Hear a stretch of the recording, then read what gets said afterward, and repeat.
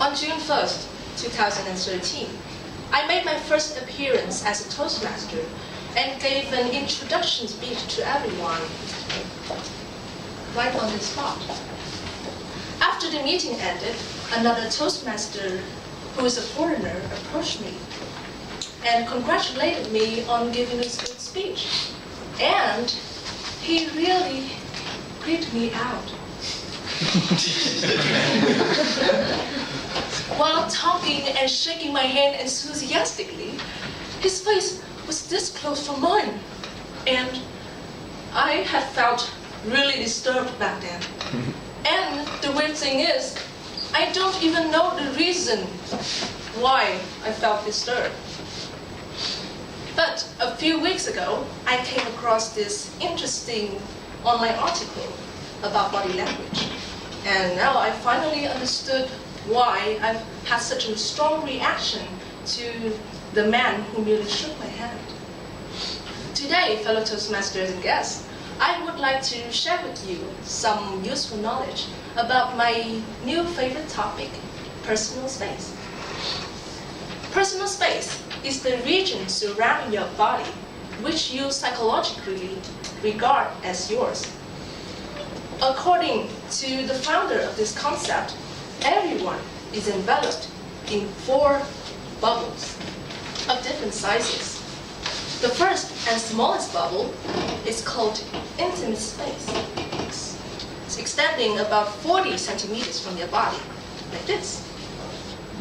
Only family, intimate partners, and close friends can enter this area. And an exception is when you are in a crowd, and the only way you can move around is by reaching others' personal space and, in close encounters.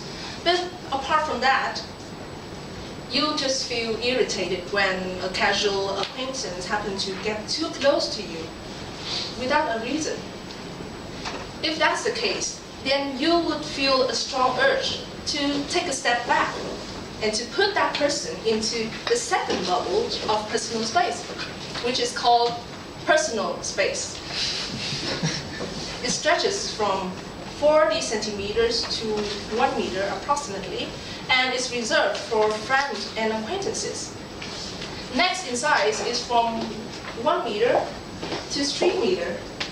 This is the social space, where you can comfortably interact with total strangers without feeling annoyed or uncomfortable.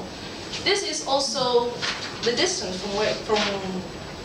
from which business processes occur, both informally and formally. Beyond that, beyond 3 meters, is the public space, where everyone can enter.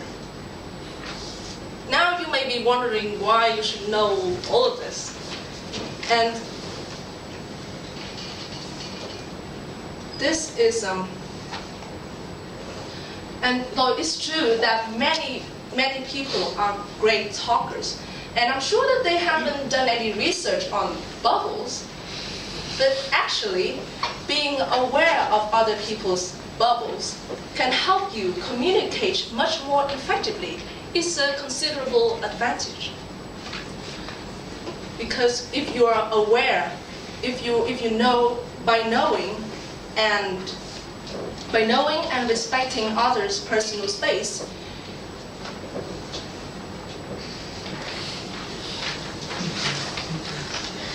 you can do it.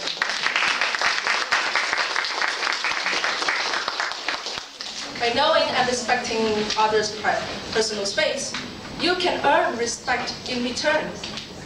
And not only that, if you have the ability to estimate the distance that your conversation partner put between you and them, then you can measure the amount of affection, trust, and interest that person has towards you.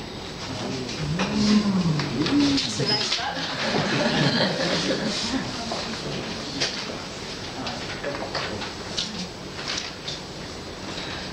And so now that we have established that personal space is a very useful branch of body language.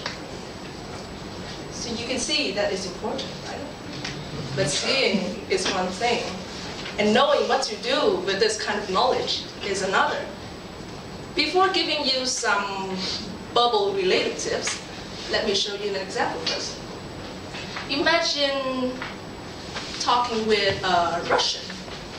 As Vietnamese, we are used to living in small spaces together, so naturally, our bubbles will be smaller and we'll feel more comfortable interacting at closer distances compared to Westerners. But that's only a stereotype, because not every Asians are warm and friendly, and not every Westerners are cold and distant. The man who shook my hand obviously had a bigger bubble, a smaller bubble compared to mine. And that is saying something, because my bubbles aren't that big.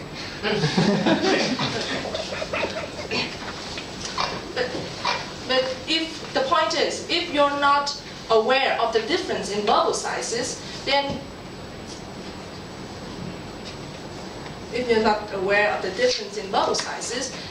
you can accidentally get inside the intimate space of your friend without knowing it. And he might feel pretty uneasy about that. And so he would try to subtly take a step back to keep the distance. You might misunderstand, he doesn't want to talk to you. And a healthy relationship might not be so healthy anymore.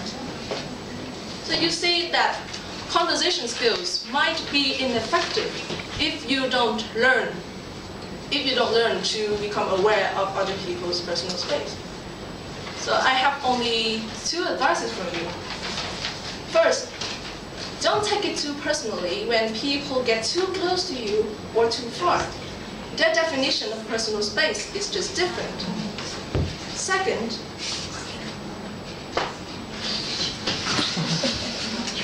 this looks like a movie, right? We pause here and pause there. Okay.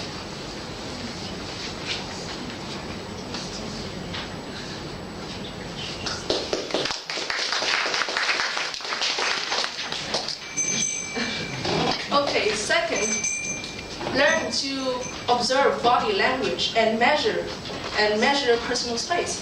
If you sense that your friend is acting weird, the bad kind of weird, then you can try adjusting the distance to see if you have reached their social space or not, and see if it helps.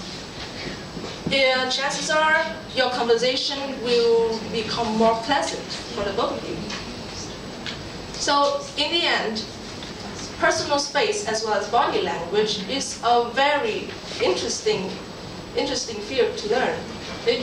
There are so many interesting things that you can try out and see what happens. But for now, just remember what I told you about personal space, and try applying it into reality. So, 4 zones of personal space. Do you remember the names?